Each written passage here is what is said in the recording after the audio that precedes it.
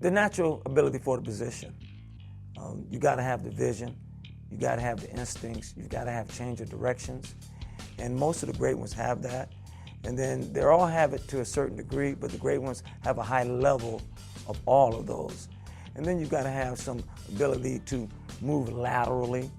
You got to have some avoidability to make people miss, because in this league, a running back has to have some ability to create, get yards on his own a lot. And the truly great ones, special ones that are a cut above everyone else, they do that, and they do it on a consistent basis. You're talking about a true warrior when you talk about Ernest Byner. You know what I mean? This is a guy who carried the mail in the toughest league in the world and was very successful. And I told my players, they better steal everything they can from him, because he's got so much knowledge. Why not? You know, they need to post him up every day and pat his pockets down and take everything that he has to offer and steal it and use it as their own. It's always been the same in the sense that runners run, so you always got to practice and prepare ball security and teach it. Ball security, they've always had to pass protect, even more so now, and I think that's the bigger difference, is that there is a premium on guys who can pass protect, meaning they only play on third down because they're outstanding at blitz pickup. And I think that's been the biggest difference from 1997 to 2016 for me, is the premium on pass protection for running backs. And you always practice the fundamentals. That travels with you. Fundamentals go from NFL city to NFL city. Systems change, language changes, coaches changes, but fundamentals never change.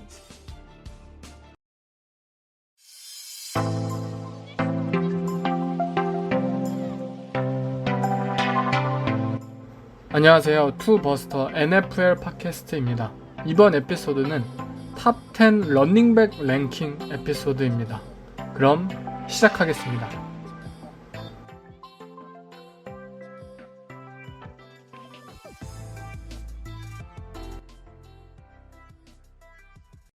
And that's what the play is designed to do, is give you all the cuts you need. And that's why, it's quick. It's good to get the ball in my hands right now, so I can make that decision. 지금 좋은 런닝백은 과연 어떤 런닝백일까요? 현재 리그, NFL 리그에 있어서 과연 이 리그는 어떠한 유형의 런닝백을 원하고 있는 걸까? 스피드, 파워, 민첩성, 시야, 피지컬, 이렇게 런닝백을 판단하는 기준은 제각각입니다. 런닝백이 가지고 있는 강점들도 다 제각각이고요. 지금 리그는 점점 쿼터백 위주의, 리시버 위주의 점점 패싱 리그로 발전하고 있음에 따라 단순히 러싱 능력이 아닌 패싱에서의 능력 또한 런닝백에게 있어서 중요한 기준이 되고 있어요. 이 패싱 리그로의 변화에 따라 런닝백은 다른 포지션에 비해서 중요성이 밀려서 적은 대우를 받는 포지션이기도 하고요. 그렇지만 이 런닝백이라는 포지션은 때로는 팀의 중심이 되기도 해요. 오펜스의 성봉장이 되기도 하면서 팀 자체의 엔진 역할을 해내기도 하는데, 지난 몇 년간 테네시 타이탄스에서의 데릭 헨리의 공로를 한번 생각해 보세요. 또 작년 시즌 인디애나 콜츠에서 조나단 테일러라는 런닝백이 보여준 활약은 그야말로 팀을 캐리해내는 모습이었기도 하고요. 이처럼 런닝백은 분명 현재 평균적인 영향력은 줄어들고 있는 포지션이지만 그 영향력은 팀에 따라서, 선수에 따라서 엄청나게 커질 수도 있다고 저는 생각이 들어요. 각 팀마다 이 런닝백이라는 포지션에 대해 어떠한 기준을 설정하느냐에 따라 이 포지션의 가치는 그만큼 커질 수도 작아질 수도 있다고 생각하는 건데, 즉 구단의 주관이 가장 드러나는 포지션이라고 생각하시면 될 것 같아요. 그렇지만 분명한 것은 뛰어난 선수는 어느 팀에서도 뛰어나다는 것이죠. 강력한 러싱 오펜스는 패싱 게임에서도 긍정적 영향을 끼치고, 플레이 액션 오펜스, 그리고 경기 매니지먼트 역할에 있어서도 이 런닝백이라는 포지션은 필수 부가결합니다. 그것이 오펜시브 라인의 덕이든 또는 그 오펜스 스킴의 덕이든 좋은 런닝백은 좋은 러싱 게임을 불러올 수 있습니다. 그리고 그것이 바로 이 좋은 런닝백과 뭐 평균적인 런닝백이 구별되는 점이 아닐까 싶어요. 본인을 제외한 환경이 변하더라도 일관성 있는 생산성을 보일 수 있는 런닝백, 그것이 현재 리그에서 가장 추구하는 런닝백의 방향성이 아닐까. 제 나름대로 기준으로 런닝백 탑 10 리스트를 한번 만들어 보았는데요. 일단 탑 10 리스트에 들지 못한 스너브 리스트 3명만 꼽아보자면, 일단 덴버 브론커스의 자반테 윌리엄스, 이번 루키 런닝백이었죠. 그리고 차저스의 어스틴 에클라, 패싱 게임에서 굉장한 활약을 펼치고 있는 런닝백, 그리고 시애틀의 라셔드 페니인데요. 일단 라샤드 페니 같은 경우는 버스트 런닝백이다 라는 오명을 받기도 했지만, 작년 시즌 그가 필드 위에 있었을 때는 굉장한 러싱 능력을 보여줬어요. 모든 태클들을 다 제치면서 평균 야드 캐리가 6이 넘는 엄청난 모습을 보였고, 어스틴 에클라는 차저스에서 패싱이면 패싱, 러싱이면 러싱, 굉장히 좋은 스크린 게임이나 다른 플레이메이킹 능력에서 굉장히 좋은 모습을 많이 선보였고요. 또 자반테 윌리엄스는 덴버 브론커스에서 굉장히 인상적인 모습을 보였죠. 루키 시즌에도 불구하고. 이 언급한 3명의 선수들은 모두 올 시즌 탑 10, 그리고 어쩌면 탑 5 런닝백으로까지의 도약을 충분히 할 수 있는 런닝백이라고 생각이 들어요. 어쨌든 이제 10위, 바로 탑 10 리스트를 시작해 보겠는데요. 먼저 10위, 제 마음속에 10위의 런닝백은 올 시즌 크리스천 맥카프리입니다. 캐롤라이나 팬터스의 런닝백이죠. 크리스천 맥카프리인데요. 1000 러싱야드, 1000 리시빙 야드 클럽의 주인공이죠. 런닝백으로서 2019년 올프로 퍼스트에 꼽히기도 했고, 듀얼 스렛 런닝백으로서의 본인의 가치를 증명했던 맥카프리는 4년에 64밀리언 달러의 계약을 체결하기도 하였고, 앞으로도 이 캐롤라이나 팬터스 오펜스의 선봉장 역할을 맡을 것으로 굉장히 기대가 되었죠. 하지만 장기 계약을 맺자마자 이 맥카프리는 부상에 빠짐으로써 최근 2년 동안 단 10경기밖에 출장에 그치지 못하게 되었어요. 건강만 하다면 아직도 탑 3 런닝백의 모습을 보여줄 수 있는 맥카프리이기 때문에 올해가 그 어느 시즌보다도 중요하지 않을까 싶고, 만약에 올해도 이 맥카프리가 부상이나 여타 다른 이슈 때문에 경기에 잘 나오지 못하거나 또는 부진을 경험한다면, 저는 캐롤라이나 팬더스가 과감하게 방출을 할 수 있다고도 생각이 들 정도로 올 시즌이 중요하다고 생각이 들어요. 일단 이 크리스찬 맥카프리라는 런닝백의 장점은 바로 1000 러싱야드, 1000 리시빙야드 클럽이라는 업적처럼 다재다능함이에요. 런닝백이지만 리시버로서도 활약이 가능하다는 점, 맥카프리의 가치는 바로 여기에서 나옵니다. 물론 이 맥카프리라는 선수는 런닝백으로서도 굉장히 뛰어나요. 우리가 컴바인, 그의 드래프트 컴바인에서 맥카프리의 콘드릴에서 굉장히 깜짝 놀랐던 것처럼 그의 가치가 여기서 올라갔었죠. 컴바인에서. 그의 푸더크를 활용한 러싱 능력은 굉장하고, 또 일반적인 수비수들이 대처하기가 굉장히 힘듭니다. 또한 맥카프리의 필드 스캔 능력, 그리고 이를 통해 빈 러싱 레인 공간을 찾는 능력은 굉장히 훌륭합니다. 존 스킴, 갭 스킴 상관없이 모든 스킨, 러싱 스킴에 있어서 활약할 수 있는 그러한 선수이면서, 와이드 존 러싱 스킴에서는, 스트레치성 러싱 스킴에서는 굉장히 빠른 스피드와 그리고 순간적인 컷백 능력, 그의 푸더크를 활용한 컷백 능력을 통해서 필드를 스트레치할 수 있는 선수이며, 갭 스킴에서는 침착함과 유연성을 통해 수비수들을 이끌어내고 주크 무브나 이런 것들을 통해서 상대 수비수를 충분히 따돌려낼 수 있는 그러한 런닝백입니다. 또한 리시빙 능력은 런닝백으로서는 사실 원탑이었죠. 불과 몇 년 전까지는 온전히 슬롯 리시버로서 분류해도 될 정도로 단순한 스크린 그리고 스윙 라우트 뿐만이 아니라 옵션, 주크, 휩, 모든 라우트 등 다양한 라우트 소화가 가능합니다. 이렇게 리시빙 능력을 가졌기 때문에 오펜스는 이 맥카프리를 다양한 장소에 라인업 시킬 수 있는 강점이 생기고, 이는 커버리지 확인 또는 뭐 커버리지 딕테이터, 그리고 뭐 미스매치업 유발, 이런 게 오펜스에서는 가능하게 되는 원동력이 역할을 하기도 하였고요. 이 맥카프리의 뭐 푸더크를 활용한 움직임들은 라인베커와 세이프티가 온전히 커버하기에는 굉장히 힘듭니다. 그렇기 때문에 캐롤라이나 팬터스는 이 크리스찬 맥카프리를 미스매치업 리시버로서 자주 활용하기도 하였고요. 이 맥카프리의 리시버로서의 가장 큰 강점은 저는 뭐 단순한 뭐 라우트 능력, 뭐 푸더크 능력뿐만이 아니라 그의 캐치 능력, 그의 포구 능력이 있다고 생각이 들어요. 일반적으로 런닝백들은 캐치 능력이 당연히 리시버에 비해서 떨어집니다. 뭐 가끔가다 여러분들도 뭐 경기를 보다가 답답한 상황이 생기잖아요.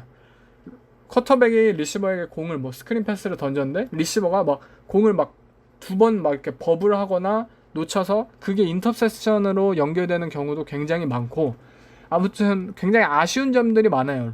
런닝백의 캐치의 경우에. 하지만 이 크리스찬 맥카프리의 경우에는 어떠한 상황에서도 공을 받을 수 있는 그러한 선수예요.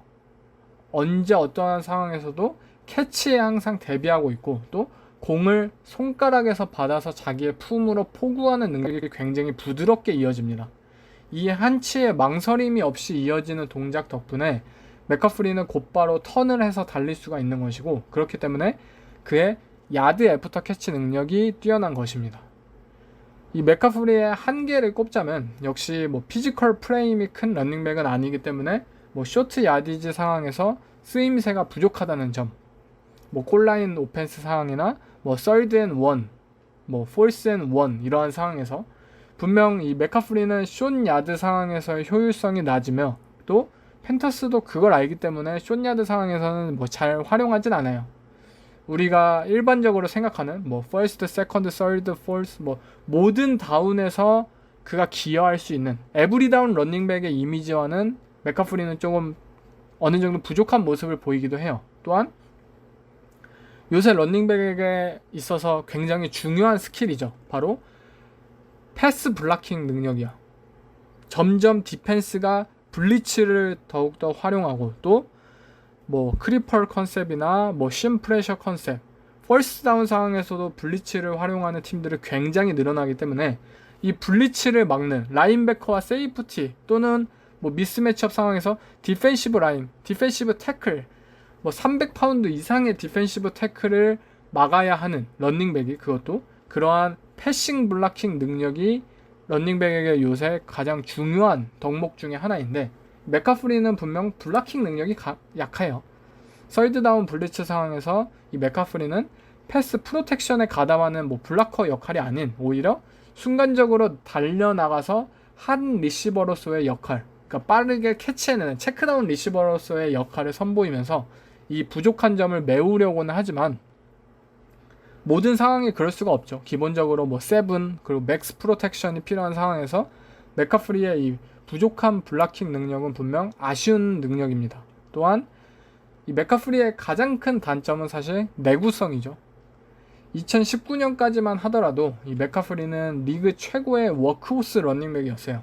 모든 스냅에 참가하고 그의 존재감이 경기 내내 그냥 꽉 차게 보여줄 수 있는 선수였죠. 하지만 2020년부터 부상에 시달리게 되었고, 그 결과 최근 2년 동안 10경기밖에 출전을 하지 못했어요. 2년 동안 10경기. 올 시즌도 당장 맥카프리가 몇 경기나 소화할지도 모르겠고, 또 남은 계약 기간 동안 그가 몇 경기나 나올지 예측이 안 되는 상황입니다. 이 내구성은 맥카프리가 다른 모습보다도 당장 올 시즌 바로 증명해야 할 부분이라고 생각이 되고, 그의 마지막 뛰어넘을 한계로 보입니다. 이 팬터스의 얘기를 좀 하자면, 전 오펜시브 코디네이터였던 조 브래디는 스프레드 오펜스를 통해서 이 맥카프리 활용에 뛰어났습니다. 맥카프리가 뭐 몇 경기 나오지 못했어도 그를 다양한 방면에서 적극적으로 활용하고, 또 팬터스 초반 선전에 선봉장 역할을 맡기 위해서 했습니다. 그런데 올해 새로운 오펜시브 코디네이터로 부임하는 벤 메가두는 런닝백 활용에 있어서 뛰어난 모습을 보여준 코치는 아니에요. 그렇기 때문에 그의 롤이, 맥카프리의 롤이 제한적으로 바뀔 수도 있다고 어느 정도 생각이 들고, 하지만 어쨌든 지금 뭐 캐롤라이나 팬더스가 뭐 베이커 메이필드가 오든 뭐 샘 다놀드가 그대로 나오든 지금 오펜스가 답이 없는 수준이에요. 뭐 샘 다놀드, 뭐 PJ 워커, 맥코랄 또는 베이커 메이필드 또는 뭐 지미 갈라폴로, 뭐 어떻게 될지 모르겠지만 쿼터백 룸이 답이 없어요. 이 팀은 러닝백의 역할이 올 시즌도 굉장히 크고 또 부담이 될 것이 분명하기 때문에 맥카프리의 어깨 그리고 그의 활약에 모든 것이 달려있는 상황이라고 생각이 듭니다. 그가 과연 3년 전 보여준 올프로 퍼스트의 모습을 다시 한번 보여줄 수 있을지, 아니면 또 다른 런닝백 먹튀 계약으로 남을지, 올 시즌의 모든 것이 달려있다고 생각이 듭니다. 다음 9위는 댈러스 카우보이스의 런닝백인 이즈키엘 엘리엇입니다. 뭐 지키라고 불리죠. 지키, 뭐 카우보이스의 워크호스 런닝백. 2016년 닥 프레스컷과 함께 리그의 돌풍을 일으킨 주역이자 또 아직도 카우보이스의 엔진으로 불리는 이즈키엘 엘리엇. 데뷔 3년차까지 경기당 평균 야드를 선두를 기록하면서 6년 90밀리언 달러라는 엄청난 계약을 체결한 런닝백들에게 있어서 구세주 같은 존재죠. 이제 이 이즈키엘 엘리엇은 7년차에 접어드는 베테랑 런닝백이자 또 런닝백이라는 포지션의 전성기가 지난 선수가 되어버린 나이입니다. 내년부터 이 선수의 데드캡이 확 줄어버리기 때문에 카우보이스의 백필드는 내년을 기점으로 다시 뭐 리빌딩, 뭐 리툴이 진행될지 모릅니다. 그렇기에 올 시즌 본인이 뭐 죽지 않음을 증명해서 뭐 카우보이스에 남거나 또는 다른 팀으로의 이적을 해야 되기 때문에 올 시즌 본인을 어필해야 하는 시즌인 이즈키엘 엘리엇입니다. 이 엘리엇의 강점, 뭐 런닝백으로서 최적의 피지컬을 자랑하고 또 모든 상황에서 팀에 기여할 수 있는 선수. 데뷔하자마자 센세이셔널한 활약을 펼치며 단숨에 리그 탑 런닝백이 되었고, 그는 그대로 명예의 전당 커리어를 이어갈 선수로 보였습니다. 뭐 카우보이스의 오펜시브 라인이 계속해서 항상 좋은 모습을 유지했고, 뭐 닥 프레스컷이라는 쿼터백의 존재는 어쨌든 이 이즈케 엘리엇의 어깨, 뭐 짐을 항상 덜어주었고, 그렇게 이 카우보이스에서 이즈케 엘리엇은 엄청난 생산성을 보일 수 있었는데요. 이 엘리엇의 강점은 뭐 척 보기만 해도 단단해 보이잖아요. 피지컬이 파워백으로서 굉장히 뛰어난 피지컬과 그런 뛰어난 자질을 가진 선수예요. 카우보이스의 강력한 오펜시브 라인을 앞세워서 그는 뛰어난 비전으로 뭐 뚫린 갭들을 찾아내서 디펜시브 라인맨 그리고 라인베커들의 태클쯤이야 가볍게 비껴내고 무너뜨릴 수 있는 그러한 파워를 가지고 있는 선수예요. 또 엘리엇은 탄탄한 피지컬처럼 물론 뭐 이렇게 민첩성에 뛰어난 선수는 아니에요. 뭐 크리스찬 맥카프리처럼 뭐 주크 무브 이런 것들을 통해서 상대 수비수를 벗겨내거나 그러한 재주를 가진 선수는 아니지만, 하지만 힘 자체만으로 정면 돌파하거나 또는 비껴낼 수 있는 최소한의 민첩성은 보유한 선수예요. 그렇기 때문에 그는 뭐 1, 2, 3, 4, 5 존 러싱 시스템에서의 그 5 스텝과 동시에 돌파해서 모든 걸 폭발적으로 쏟는 런닝백이고, 그의 뭐 필요한 컷백, 뭐 점프컷 이런 것들을 통해서 방향 전환에 또 능한 어느 정도의 민첩성을 보유한 런닝백이에요. 또 큰 보폭을 사용하기 때문에 불필요한 뭐 푸더크를 사용하지 않고 빠른 디시전을 내릴 수 있기 때문에 더욱더 빠르게 모든 움직임을 빠르게 움직일 수 있다. 그러한 강점을 가지고 있어요. 하지만 기본적으로 뭐 보폭이 크기 때문에 갑작스러운 방향 전환에서는 자주 미끄러지는 등 민첩함이 덜할 수밖에 없고, 또 그 한계는 때로는 이 선수가 터치다운까지 이어지는 것을 방해하기도 합니다. 이것이 뭘 말하냐면, 내가 10야드, 20야드를 뚫어냈지만 그것을 50야드, 60야드 터치다운으로 끌고 가기까지에는 뭐 스피드 그리고 또는 어느 정도 마지막 후방 세이프티 원온원 상황에서 그 선수를 비껴낼 수 있는 그러한 민첩성이 조금 부족하다는 의미입니다. 어쨌든 이 이즈키엘 엘리엇의 뭐 초창기 엘리엇의 뭐 리시빙 역할, 리시빙 옵션으로서의 역할은 나쁘지 않았어요. 뭐 파워백이긴 했지만 어쨌든 캐치의 기회가 온다면 좋은 결과물들을 만들어내기도 했고요. 하지만 점점 이 생산성 자체가 줄어들었고 결국 리시빙 백으로서의 가치는 지금 거의 없다고 볼 수 있습니다. 엘리엇의 가장 큰 단점이 여기 있죠. 카우보이스가 뭐 리시빙 백을 사용하거나 뭐 그런 상황에서는 뭐 토니 폴라드라는 더 좋은 런닝백이 있기 때문에 카우보이스도 이제 이지키엘 엘리엇을 뭐 리시빙 역할을 잘 맡기진 않죠. 어쨌든 이 엘리엇의 가장 큰 문제는 생산성이 점점점 줄어들고 있다는 점이에요. 이 엘리엇의 가장 큰 강점은 워크호스 에브리다운 런닝백이라는 점이었는데 계속해서 뭐 자기 관리에 실패하였고 오죽하면은 댈러스 카우보이스의 매년 오프시즌 뉴스거리가 뭐 이지키엘 엘리엇이 살 뺐다, 이지키엘 엘리엇의 뭐 지금 피지컬은 본인이 태어난 이후로 가장 좋은 뭐 폼을 유지하고 있다, 이런 게 다 뉴스거리였어요. 매년. 아니 연간 200억을 받는 선수가 살을 빼고 좋은 폼을 유지하는 게 호재라고 뉴스에 매년 나온다는 게 말이 됩니까, 여러분들? 아무튼 뭐 더욱이 나이가 들었고 또 체력이 저하되는, 그리고 뭐 20야드 러싱을 한번 뛰면은 한번 쉬어야 하는 그러한 런닝백이 되었어요, 이지키엘 엘리엇은. 그렇기 때문에 뭐 카우보이스는 토니 폴라드라는 런닝백에게 점점점 더 많은 스냅을 나누어 주기도 해왔고요. 작년 카우보이스 경기를 본 사람들은 알겠지만 이지키엘 엘리엇과 토니 폴라드 둘 중에 누가 더 뛰어난 런닝백이었냐 물으면은 대부분은 다 토니 폴라드를 꼽았을 거예요. 엘리엇은 그만큼 경쟁에서 밀리고 있는 선수인 걸 우린 목격을 했고 스냅은 계속해서 줄어들 것입니다. 만약 올해 이지키엘 엘리엇이 뛰어난 활약을 보이지 못한다면 내년 시즌 카우보이스의 주전 런닝백은 분명히 바뀔 것이라고 생각이 들어요. 올해 오펜시브 라인, 카우보이스의 오펜시브 라인이 약화됐기 때문에 작년과 같은 오펜시즌을 보여주지 못할 것이라고 생각이 들어요. 뭐 아마리 쿠퍼 리시버가 나가기도 했고, 그렇기 때문에 카우보이스의 런닝백들의 부담은 올 시즌 작년보다는 최소한 더 클 수밖에 없어요. 이러한 상황에서 엘리엇이 본인의 그런 활약, 본인의 몸값을 보여주지 못한다면 주전 자리는 금방 내주게 될 것이라고 생각이 들어요. 과연 그가 다시 한번 건재함을 보여줄 수 있을지, 올 시즌 중요한 시즌을 가지게 될 이지키엘 엘리엇입니다. 다음 8위는 바로 그린베이 패커스의 런닝백 에런 존스입니다. 디반테 아담스가 떠난 패커스에 있어서 이제 에이로드를 도우며 오펜스의 선봉장이 되어야 할 에런 존스인데요.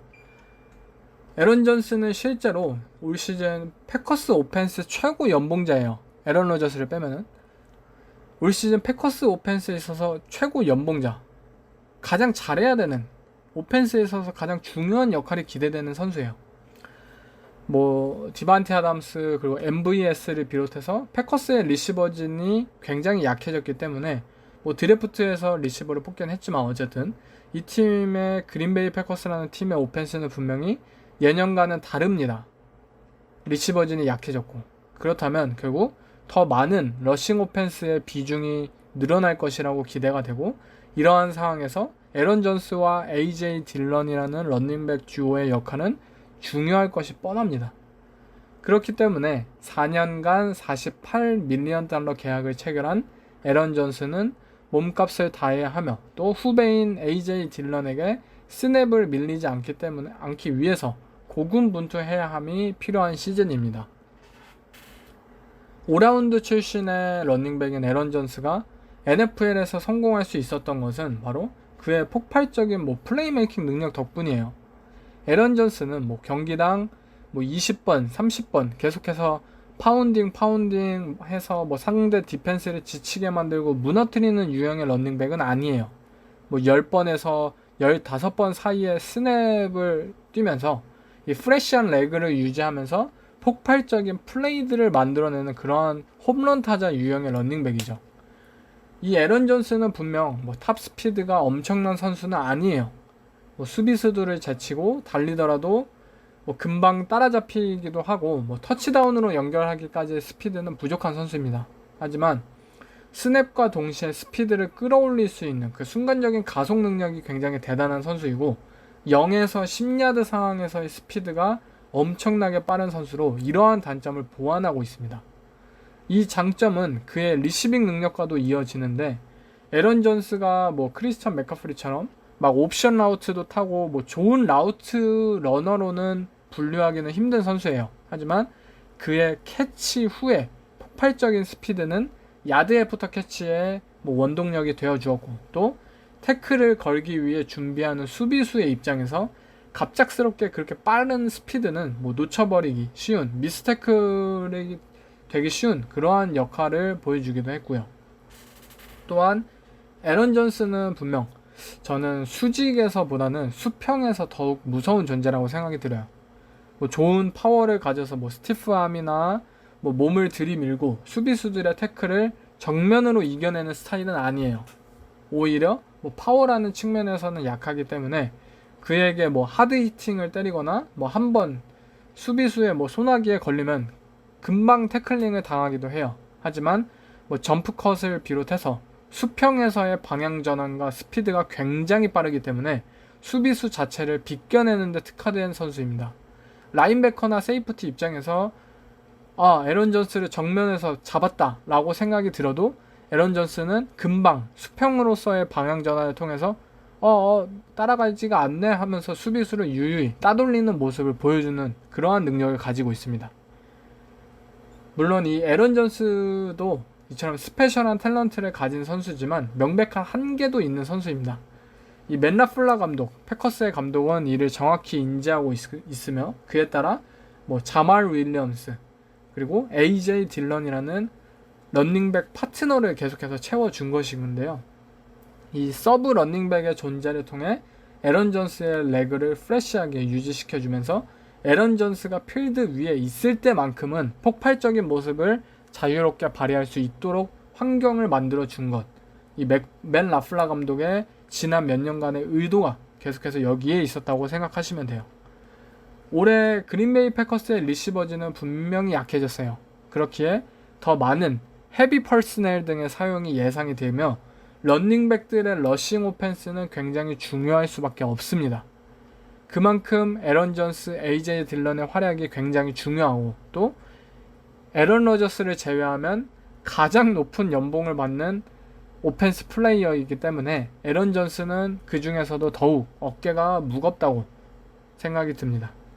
과연 본인의 활약을 통해 다시 한번 에런 로저스에게 슈퍼볼로의 진출을 선물할 수 있을지 에런 존스에게 있어서 중요한 시즌인 올 시즌입니다.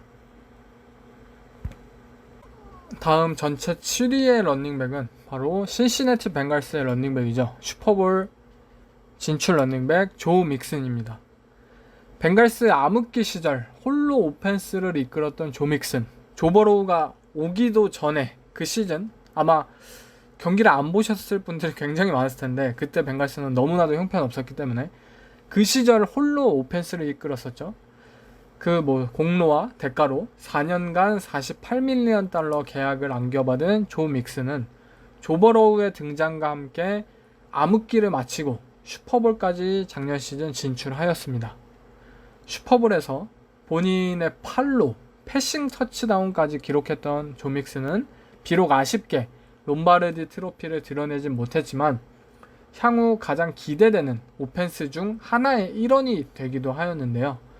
이제 6년차 시즌에 접어들면서 그간 신시내티 벵갈스를 이끌어 주었던 조 믹슨은 올 시즌도 벵갈스의 슈퍼볼을 위해서 굳은 일을 마다하지 않을 것입니다. 먼저 조 믹슨은 건강만 하다면 모든 스냅에 참가할 수 있을 정도로 진정한 벨카우 런닝백이라고 표현을 하고 싶어요. 팀의 굳은 일을 마다하지 않는 워크호스 런닝백이고 벵갈스의 엔진 그 자체라고 생각이 되는데 먼저 믹슨의 가장 큰 강점은 저는 밸런스라고 생각이 들어요. 이 조 믹슨은 우리가 런닝백에게서 바라는 모든 능력에 있어서 준수한 편이에요. 그리고 이는 꾸준한 생산력을 뒷받침해주기도 하고요. 우리가 뭐 런닝백에게 바라는 능력들이 있잖아요. 뭐 스피드, 파워, 뭐 리시빙, 모든 역할, 뭐 블락킹 능력, 모든 역할에 있어서 조 믹스는 단점이 없어요. 모난 점이 없어요. 모두 동그랗게 준수한 능력을 가지고 있어요.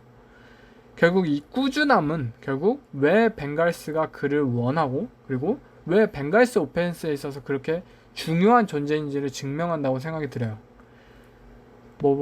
이 신시내티 벵갈스의 존 러싱 스킴에 최적화되어 있는 이 조 믹스는 다른 푸더크가 뛰어난 런닝백들처럼 눈이 돌아가는 발놀림이나 순간적인 스피드를 보여주진 않아요. 하지만 확실한 비전과 그리고 파워를 통해서 창출된 공간을 비집고 야드를 창출하면서 또 많은 hit들 사이에서도 넘어지지 않고 뛰어난 바디 밸런스를 보여주는 타입의 런닝백입니다. 어쩌면 태클 for 루즈로 이어질 만한 상황 속에서도 파워와 밸런스를 통해서 1, 2야드라도 전진야 하는 그런 결과물을 만들어내는 선수예요.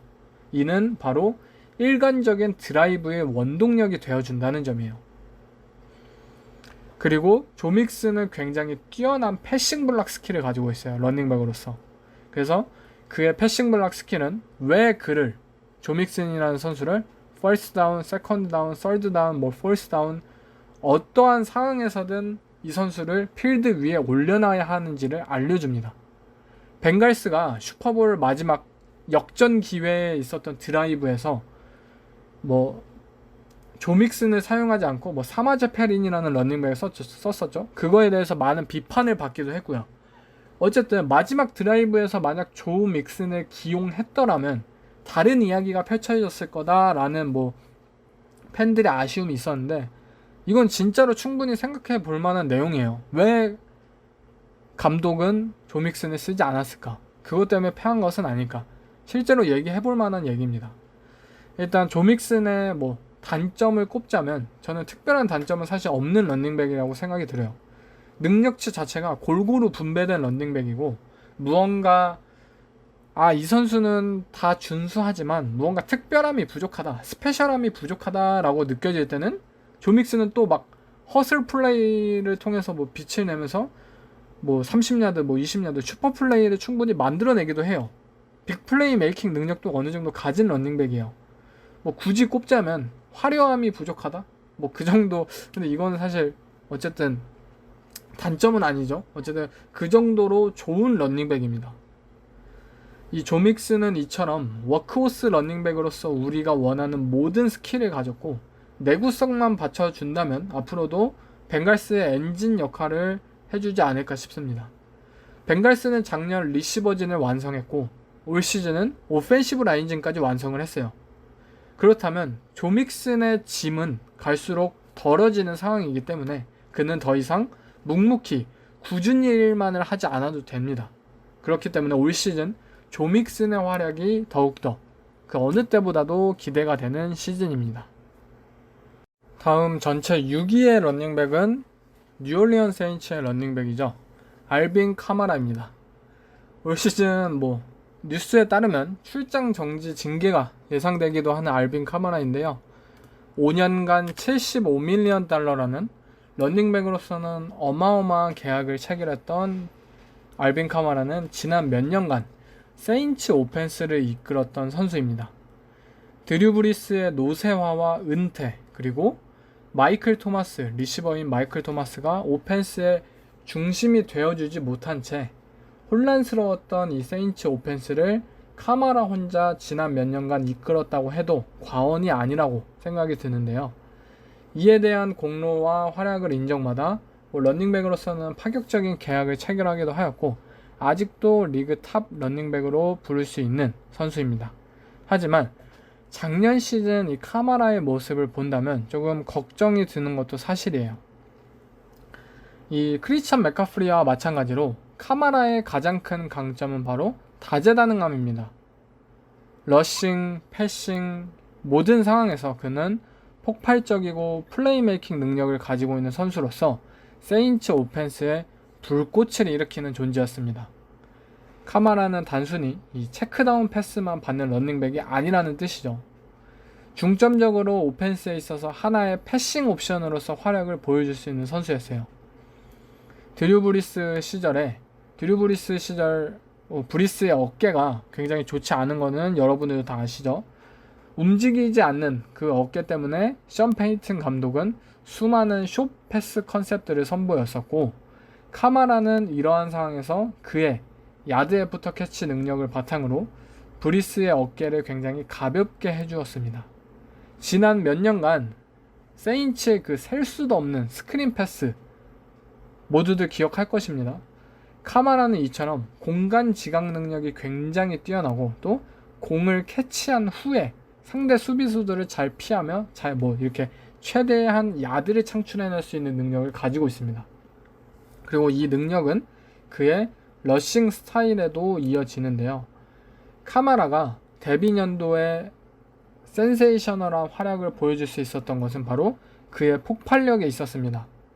굉장히 빠르고 민첩하고 허슬을 선보이면서 젊음, 패기 이러한 단어가 가장 잘 어울렸던 선수였는데, 이제 6년 차에 접어들면서 장기 계약까지 체결하고 베테랑의 입장이 된 알빈 카마라는 분명 이전과는 달라 보입니다. 작년 시즌 카마라의 캐리당 야드는 바로 3.7이었어요. 카마라의 데뷔 시즌은 6.1, 그리고 2020년에도 5.0을 기록했던 이 알빈 카마라의 러싱 효율성이 급격히 떨어졌다는 거예요.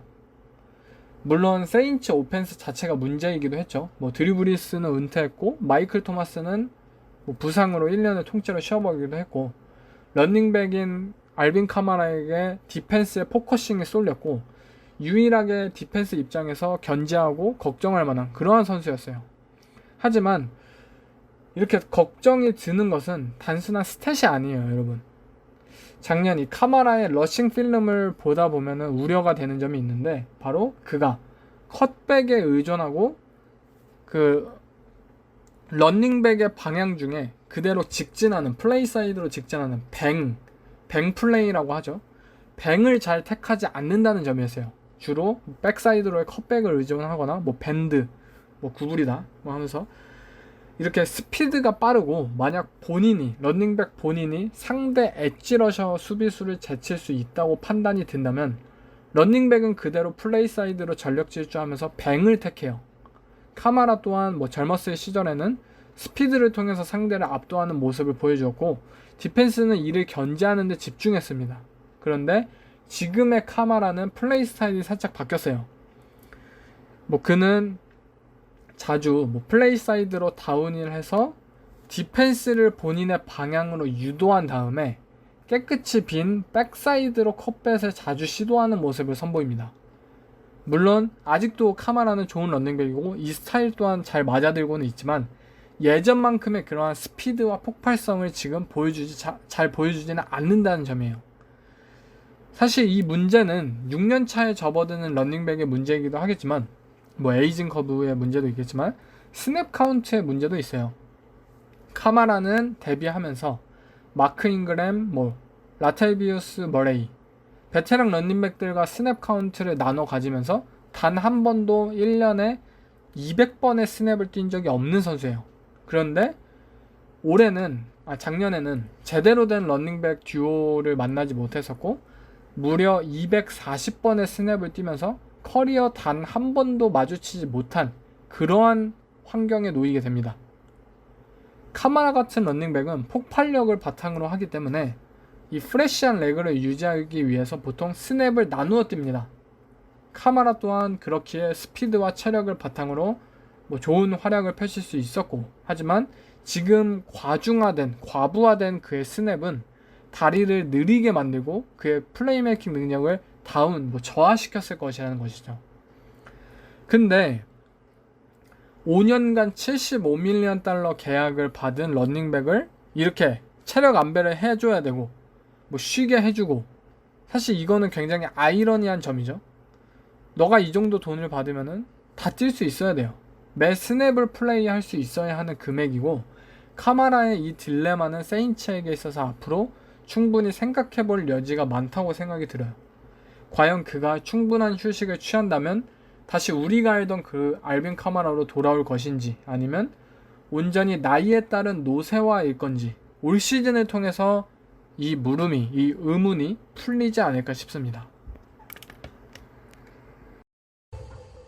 A guy like Ezekiel Elliott or Chubb, guys like that are just some of the top quality backs in the league. If you got a guy like that, it's probably not too much desire to get him out of the game, and so he's in there for 20 to 25 carries, and I'm sure they'd like to get 20 carries to Taylor. So I think your backs are that productive and that durable and that consistent, then you want them in there. I think everybody'd like to have that kind of player. Everybody'd like to have a Jim Brown or guys like that. But I'd say they're a little harder to find, and a lot of teams have found a good mix of utilizing different players on third down and kind of a mixture of players on early downs to highlight the skills of those individuals. So there's a lot of different ways to do it, and certainly I'm sure we'll see Hines and Taylor. And again, for Indianapolis, the more plays they have, the more they can run the ball and have the lead, the easier it is to get everybody the touches that they want. And that's what we've got to try to avoid. 다음 전체 5위의 런닝백은 바로 미네소타 바이킹스의 런닝백이죠. 델빈 쿡입니다. 지난 3년간 NFC 리그 최고의 런닝백. 델빈 쿡은 만약 데릭 헨리가 없었더라면, 그리고 또 작년 시즌은 조나단 테일러가 없었더라면 더욱더 높은 평가를 받았을 런닝백입니다. 아쉽게도 그들의 후광에 감춰져 있지만 명실상부한 NFC에서만큼은 최고의 런닝백이었죠. 델빈 쿡은 플레이 액션 오펜스 기반의 팀인 미네소타 바이킹스에서 엔진 같은 역할을 했던 런닝백이자, 그를 통해서 바이킹스 오펜스는 시작이 되고 뛰어난 효율성을 선보일 수 있었습니다. 이제 6년 차에 접어드는 베테랑 런닝백이자 또 5년간 63밀리언 달러 계약을 받고 뛰는 쿡은 새롭게 감독으로 부임한 케빈 오코넬에게 있어서 조력자 역할을 톡톡히 보여주어야 하는 시즌인데요. 델빈 쿡의 강점은 바로 총알 같은 스피드예요. 이 I 포메이션에서 스냅과 동시에 달려나오는 그의 스피드는 말도 안 될 정도로 폭발적이고, 그 가속은 쉽사리 놓치기 쉬울 정도예요. 그의 폭발적인 스피드 때문에 이 수비수들, 디펜스는 수동적으로 움직일 수밖에 없어요. 만약에 상대 오펜스에 그렇게 빠른 선수가 있는데 이 선수를 보고 행동하기 위한 수동적인 움직임을 취한다면 디펜스는 당연히 뒤처지게 됩니다. 아니, 빠른 선수가 있는데 나는 이 선수가 어디로 뛰는지를 보고 행동하겠다. 내가 행동할 때쯤에는 이 선수는 빠르기 때문에 이미 지나친 상황이에요. 그렇기 때문에 디펜스가 예측을 해야 되고 디펜스가 먼저 능동적인 움직임을 해야 되는 그러한 강요를 당하게 됩니다. 델빈 쿡은 이 특성을, 스피드라는 특성을 가장 잘 사용하는 런닝백 중에 한 명입니다. 너무나도 빠르기 때문에 수비수 또한 빠르게 움직여야 하는데, 이 플레이 사이드로 전력 질주한 후에 플레이 사이드로 디펜스가 쏠리기 때문에, 디펜스가 런닝백의 방향으로 쏠린다는 뜻이에요. 디펜스가 쏠리기 때문에 델빈 쿡은 이 백사이드를 스캔해서 만약에 백사이드 B갭이 깨끗하게 열린다면 곧바로 이 스피드를 통한 컷백을 해서 퍼스트 다운을 따낸다. 전매 특허의 플레이입니다. 이 델빈 쿡은 때때로 이 잽 무브를 선보이는데, 그가 잽 무브라는 것은 본인이 원래 가려는 방향 말고 다른 방향으로서의 한 발을 먼저 뗀다는 걸 의미해요. 페이크를 주기 위해서. 이 잽 무브를 선보이는데, 그가 한 발짝 잽 무브를 선보이면은 그 가장 큰 이유는 수비수를 그쪽으로 중심이 쏠리게 만들게 하기 위해서요. 그러니까 델빈 쿡이 왼쪽으로 뛰고 싶어요. 근데 오른쪽으로 한 발짝 잽 무브, 페이크를 줌으로써 디펜스가 이미 그 발을 보고, 첫 발을 보고 오른쪽으로 팍 달리기 시작할 때 그는 페이크를 주고 왼쪽으로 뛴다는 거예요. 그러한 것을 이 본인의 특성을 잘 활용한다는 뜻이죠. 쿡은 곧바로 이 밸런스를 되찾고 반대 방향으로 전력 질주를 하는데, 이미 균형이 무너진 수비수는 곧바로 스피드를 회복하기는 힘듭니다. 사람의 몸이 그렇게 빠르진 않잖아요. 어쨌든 이처럼 본인의 스피드를 잘 활용할 줄 아는 런닝백인 쿡은 다양한 방법으로 수비수들에게 있어서 압박을 줍니다. 그리고 쿡은 단지 스피드만 빠른 런닝백은 아니에요. 이 그 스피드 속에서도 밸런스를 유지할 수 있는 런닝백이기 때문에 더욱더 태클링이 힘들고 또 막기가 힘든 것입니다. 이 가속화된 스피드와 밸런스는 이 수비수들의 hit을 비껴나가게 하는 요소이고, 실제로 쿡 같은 선수를 필드 위에 마주했을 때 태클링하는 것은 굉장히 힘듭니다. 이 쿡의 수비수들을 이끌어내게 하는 요소는 결국 팀의 근간인 플레이 액션 오펜스로도 이어지는데, 상대 라인베커 세이프티, 이 세컨 레벨즈는 더욱더 라인에 가깝게 붙게 되고 또 런닝백을 의식하게 되고, 이렇다면 플레이 액션 오펜스는 성공할 확률이 굉장히 높아지잖아요. 바이킹스 오펜스에게 있어서 델빈 쿡이라는 존재, 그리고 그의 활약이 중요한 이유가 여기에 있습니다. 한 가지 이 쿡에게 있어서 아쉽고 입지가 줄어드는 것은 바로 패싱 다운 상황에서의 그의 쓰임새예요. 분명 퍼스트, 세컨드 다운에서 쿡은 위협적인 선수입니다. 하지만 명백한 패싱 다운에서 그는 한계가 있는 선수예요. 블락킹, 패스 블락킹이 뛰어난 런닝백도 아니고 또 그의 리시빙 옵션으로서의 생산성도 매년 줄어들고 있어요. 바이킹스의 이 스크린 게임이 작년에 좋지 못했는데, 이 상황에서는 델빈 쿡보다는 매티슨이 더욱더 좋은 모습을 보여주기도 했고요. 케빈 오코넬 감독, 새로운 감독이 어떠한 오펜스를 선보일지 아직은 모르지만 그의 기조에 따라서 이 델빈 쿡의 입지가 줄어들 수도 계속 유지될 수도 변화될 수 있는 확률이 높아 보입니다. 앞으로 쿡의 커리어가 어떻게 될지는 모르겠지만 지금도 스피드스터로서 그보다 뛰어난 런닝백은 몇 없기 때문에 그의 활약이 올 시즌도 기대가 됩니다. 다음 전체 4위의 런닝백은 바로 피츠버그 스틸러스의 루키 런닝백이었죠. 나지 해리스입니다. 13년 만에 피츠버그가 1라운드에서 뽑은 런닝백의 주인공이 된 나지 해리스. 빅벤의 마지막 시즌을 함께했던 이 해리스는 작년 그 어떤 런닝백보다도 힘든 시즌을 보냈는데, 빅벤은 사실상 작년에는 진짜 걸어다니는 시체였죠. 산송장급이었고 스틸러스 오펜스는 제대로 굴러가지도 못했고요. 그러한 상황에서 나지 해리스는 곧바로 경기에 투입되면서 워크호스 런닝백으로서 정말 굳은 일을 하면서 고단한 시즌을 경험했습니다.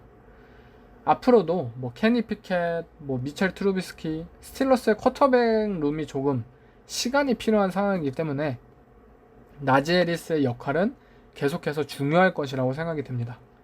과연 그가 이러한 상황에서도 리그 탑 런닝백으로 도약을 할 것인지, 아니면 굳은 일만 계속 한 채 빛을 보지 못한 채 커리어가 마감될지 한번 지켜볼 만한 시즌이지 않을까 싶어요.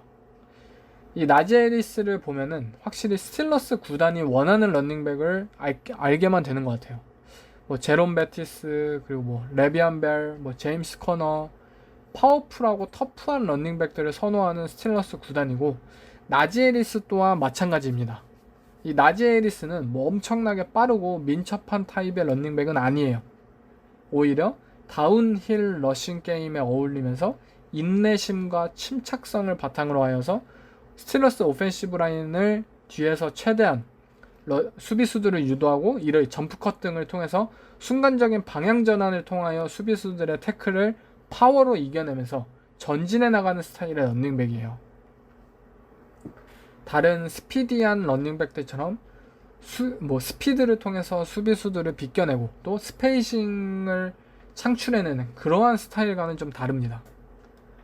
이 나지 해리스는 작년 사실상 리그 최하위급 스틸러스 패싱 게임을 뒤로하고 고군분투하는 모습을 보였는데요. 디펜스는 빅벤의 어깨가 파리채를 휘두르기도 힘들 정도로 망가진 것을 알았고, 그렇기에 디펜스는 더욱더 전진 배치되고 또 런닝백들에게는 부담이 당연히 이만저만이 아니죠. 이러한 상황에서 나지 해리스는 묵묵히 오펜스를 이끌었고 또 그가 보여준 작년 시즌은 충분히 인상적이었습니다. 블락킹이 쉽게 무너져서 본인에게 태클이 달려드는 상황 속에서도 1야드, 2야드를 더욱더 전진시켜주는 런닝백이었고, 또 빅벤에게 있어서 체크다운 리시빙백으로서 심리적 안전장치가 되어주는 그러한 역할을 해주었습니다.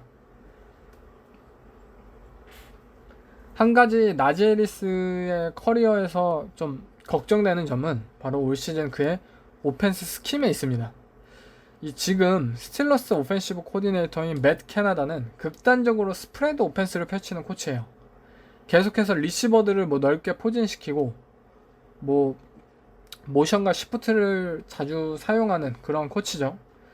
근데 뭐 투 하이쉘을 현재 리그 유행에서 뭐 대세로 사용하고 있고 앞으로도 증가될 것을 감안하자면 이 투 하이쉘을 사용하는 디펜스를 상대로 이 스프레드 포메이션을 선보이면 박스에서는 분명 1대1 매치업이 유도가 됩니다. 2명을 세이프티를 후방에 배치하고 만약 모든 리시버를 스프레드하게 넓게 박스에 가깝지 않게 배치를 시킨다면 박스에서의 수비수와 오펜스의 숫자는 동일해집니다. 물론 러싱 게임 입장에서 이는 좋은 뜻이에요. 만약 본인의 오펜시브 라인의 숫자와 상대 박스 디펜더 숫자가 동일하면은 당연히 러싱 게임에서는 성공을 거둘 수 있는 매치업이에요. 문제는 나지 해리스라는 러닝백이 이러한 환경에서 성공할 만한 특성을 가진 러닝백이 아니라는 점이에요. 나지 해리스는 신중하고 침착하게 본인의 발걸음을 옮기는 스타일의 러닝백, 즉 전력 질주하기까지 본인의 러싱을 정하기까지 어느 정도 비교적 시간이 필요한 러닝백이에요. 투 하이쉘 커버리지를 사용하며 와이드 스플릿 때문에 박스가 1대1 되는 상황에서 유도할 수 있는 장점을 활용하기 힘들다는 뜻입니다.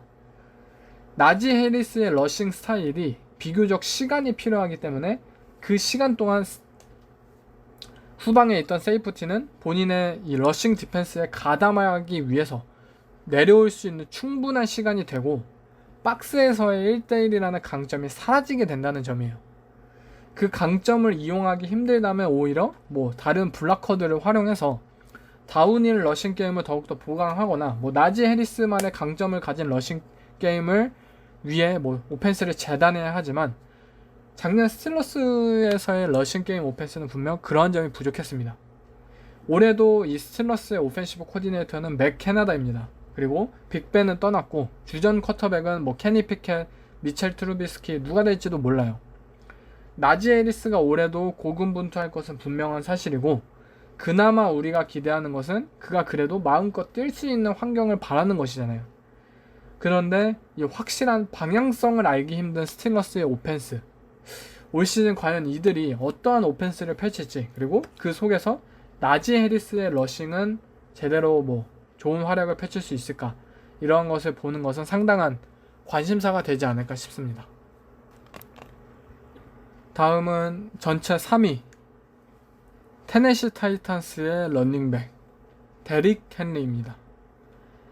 2000야드 러싱, 그리고 뭐 오펜시브 플레이어 오브 더 이어, 그리고 뭐 킹 헨리, 이 수많은 수식어가 붙는 데릭 헨리인데요.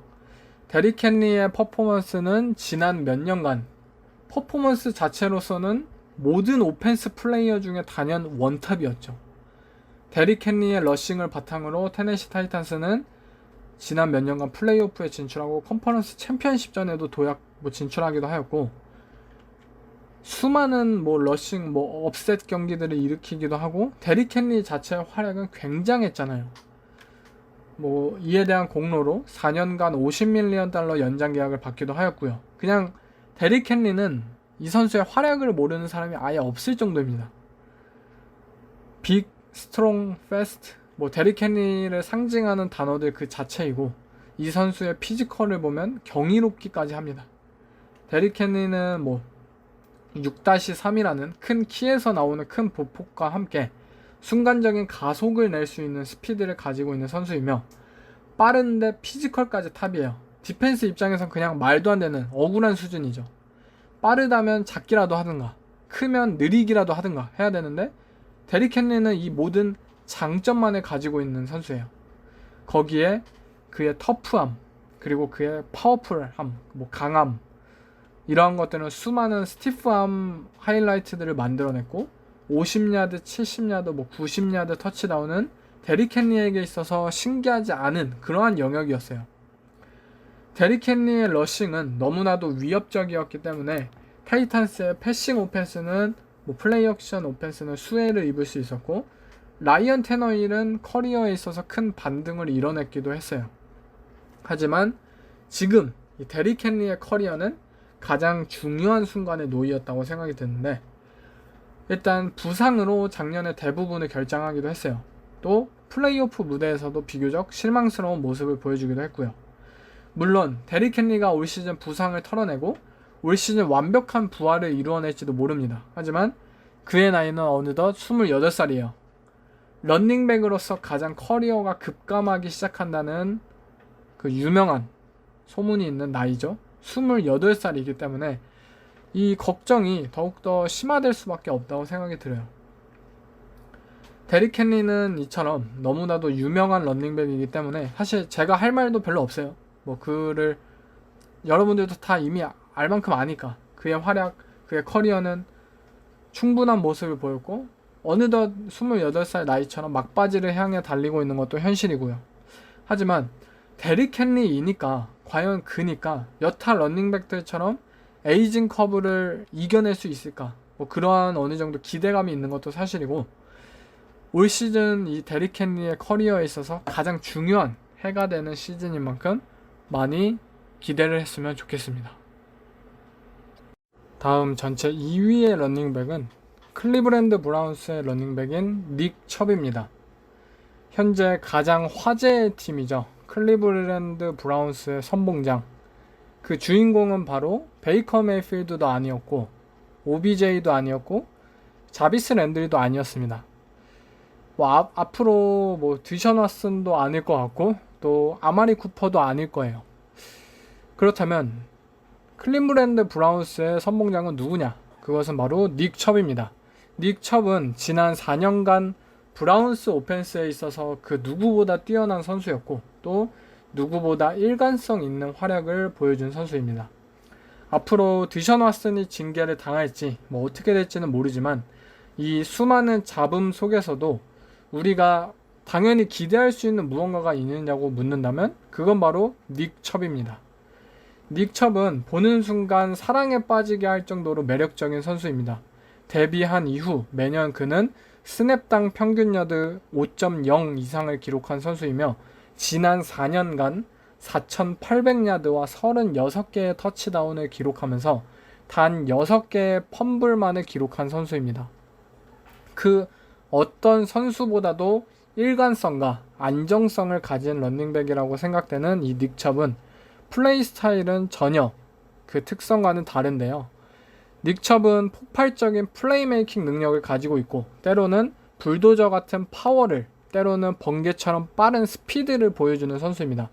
가끔 이 닉 첩이라는 선수를 보면은 와 막 굉장히 투박하고 뭐 파워풀하고 뭐 터프하다, 막 우당탕탕 뭐 르브론 제임스 같다라고 생각이 되지만 또 어쩔 때는 굉장히 민첩하고 스피드가 빠른, 뭐 어쩔 땐 뭐 스테판 커리처럼 뭐 이렇게 카멜레온 같은 스타일을 가진 선수라고 생각이 들어요.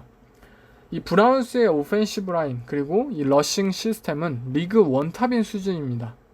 이 배경을 바탕으로 닉 첩은 본인의 강점들을 발휘할 수 있었는데 그의 플레이에서 사실 가장 놀라웠던 점은 바로 시야입니다. 브라운스의 와이드존 러싱 상황 또는 자주 사용하는 뭐 핀앤풀 상황 속에서 그는 뱅하기 직전까지도 본인의 라인맨이 블락을 완성시키느냐를 캐치해내면서 이를 통해 디시전을 최대한 늦게까지 끝마치는 모습을 보여줘요. 즉 오펜시브 라인 자체를 누구보다도 잘 이용해내는 러닝백이라는 뜻이고 그들에 대한 닉 첩의 믿음이 바탕이 되는 그런 플레이 스타일의 움직임이었습니다. 이 플레이를 보면 닉 첩이 단순히 파워풀한 러닝백이 아닌 테크니션으로서의 면모도 확인할 수 있었는데 그는 이 라인맨의 블락이 진행이 되며 이 생긴 좁은 틈새로 컷한 후 진입을 시작을 하는데 이 과정이 물 흐르듯이 굉장히 빨리 진행이 됩니다. 또한 라인맨의 블락이 결국 완벽하긴 힘들기 때문에 이 무너지는 상황 속에서도 본인의 파워를 통해서 수비수를 비껴내기도 하고요. 그리고 뭐 점프컷 등을 통해 몇 명의 수비수를 제치며 스피드로 나머지 후방 수비수를 꺾으며 터치다운을 꽂는 장면 우리는 계속해서 봐왔습니다.